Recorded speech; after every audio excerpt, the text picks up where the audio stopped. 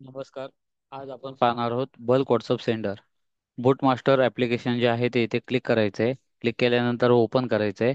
Open केल्यानंतर अशा प्रकारचं ॲप्लिकेशन होतं. तुमच्या मोबाईलमधल्या 10,000 ग्रुपवरती काय करतं, प्रत्येक व्यक्तीचे नंबर मॅसेज काय करतं, त्यांना करतं तुमची जाहिरात पाठवतं.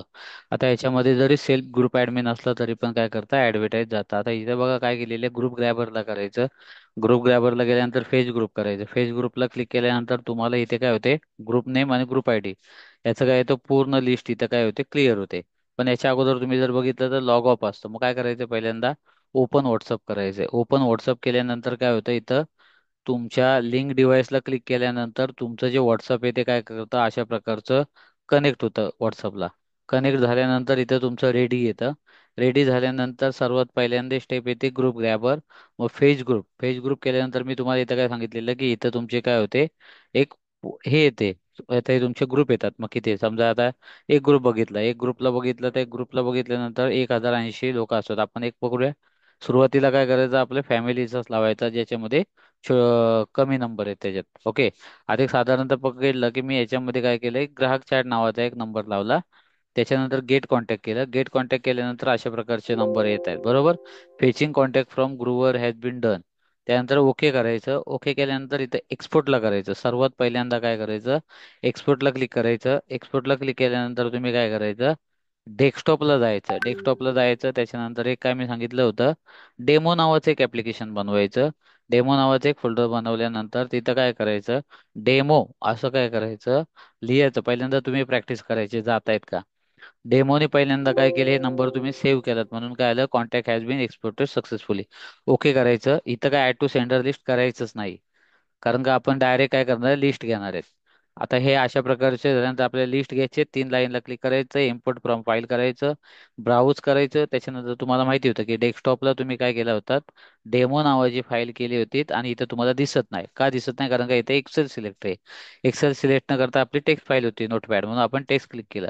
डेमोला क्लिक केलं. डेमोला क्लिक केल्यानंतर ओपनला आलं.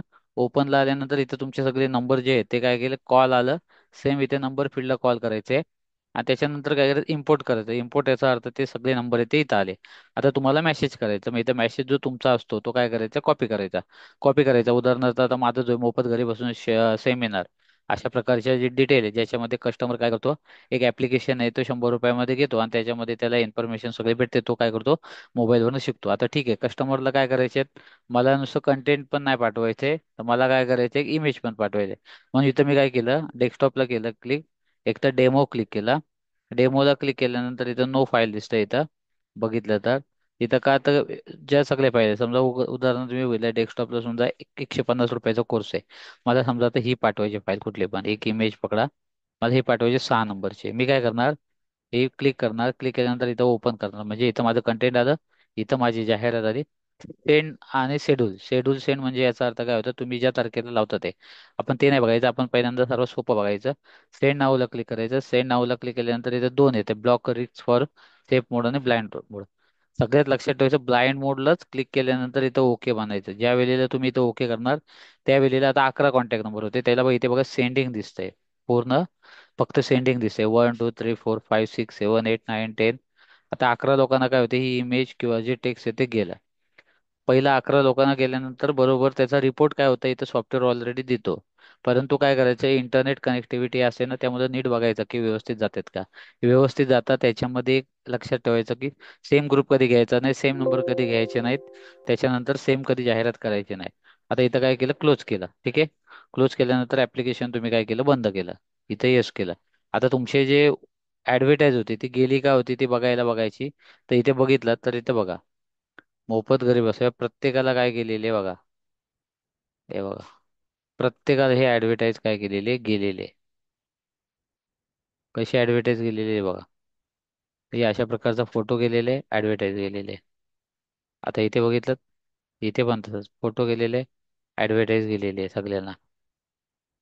मोफत घरी बसून हे बघा दिसलं. मी काय केलं, ग्राहक चॅट मध्ये गेलो आणि पाठवलं. आता इथून व्हॉट्सअपला तुमच्या काय आलं, रिप्लाय आला, धन्यवाद.